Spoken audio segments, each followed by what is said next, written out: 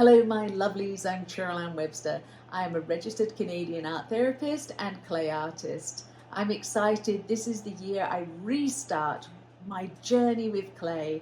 My journey with clay has had starts and stops depending on where I've lived, what work I have, and if I have a studio.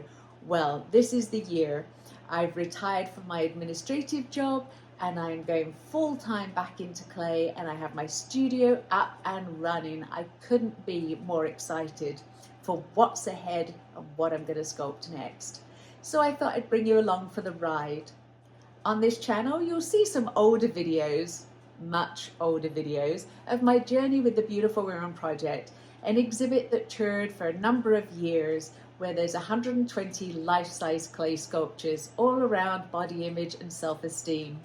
You'll also see some of my video work as I talk to different people in different places about their journeys of resilience and acceptance. But the more recent videos you'll see is me with my hands in mud, going back to my beloved material of clay.